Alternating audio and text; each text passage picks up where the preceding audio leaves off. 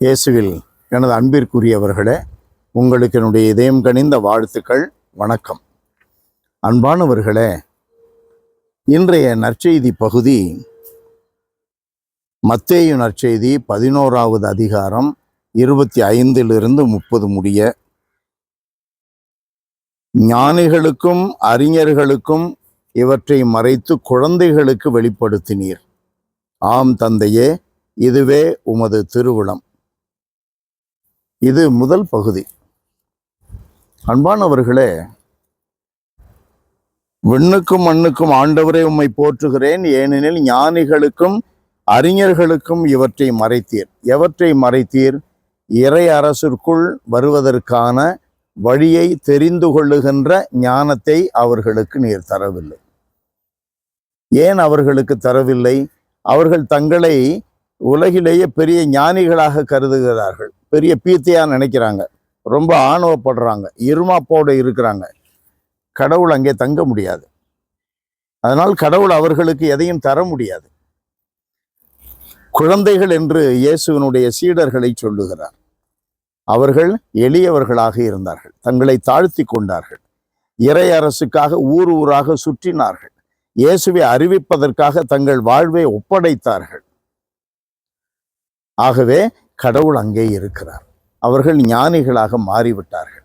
என்ன ஞானம்? கடவுள் அவர்களிலே இருக்கிறார், மற்றவர்களிலும் இருக்கிறார் என்பதை வெளிப்படுத்த உழைக்க வேண்டும் என்ற அந்த ஞானத்தை அருளுகிறார். நம்முடைய வாழ்க்கையிலே கடவுள் இருக்கிறார் என்பது எதனுடைய வெளிப்பாடுகள் வழியாக நமக்கு தெரியும்?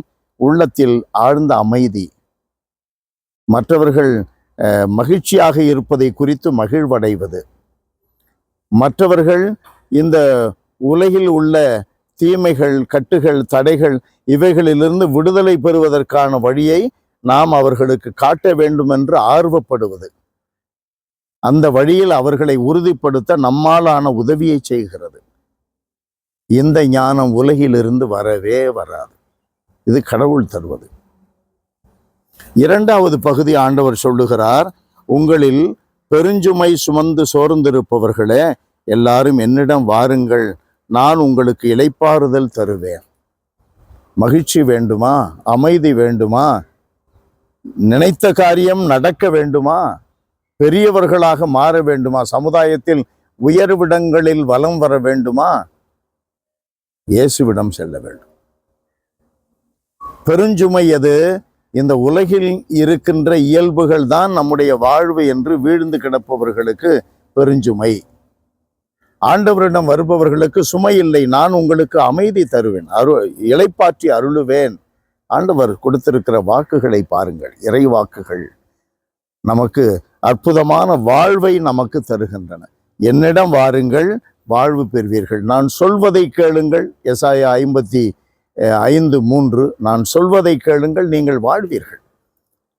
அவன் சொல்றதெல்லாம் கேட்டுக்கிட்டு கிடக்குறோம். ராத்திரி பகலா நோட்டீஸ் ஓட்டிக்கிட்டு கிடக்குறான், ராத்திரி பகலா கையை அடிச்சுக்கிட்டு விசில் அடிச்சுட்டு கிடக்குறான். இவன் வாழறதில்ல, அவன் வாழறான். மாறாக இரவும் பகலும் கடவுளுக்கு உகந்த விதமாக வாழ முயற்சி எடுப்போம். இரவும் பகலும் அவர் நமக்கு வகுத்திருக்கிற பாதையில் பயணிப்போம். நமக்கு அமைதி, மகிழ்ச்சி, நாம் வாழுகிறோம். அன்பு நிறைந்த எங்கள் இறைவா, உம்மை போற்றி புகழுகிறோம், தாழ்மையோடு ஆராதிக்கிறோம். ஆண்டவரே, எங்களுடைய அன்றாட வாழ்க்கையில் நீர் எங்களுக்கு ஊட்டுவதை நாங்கள் உண்ணவும், நீர் எங்களுக்கு காட்டுகின்ற பாதையில் பயணிக்கவும் எங்களுக்கு அருளை தாரும். இயேசுவின் பெயரால் மன்றாடுகிறோம் தந்தையே. ஆமென், ஆமென்.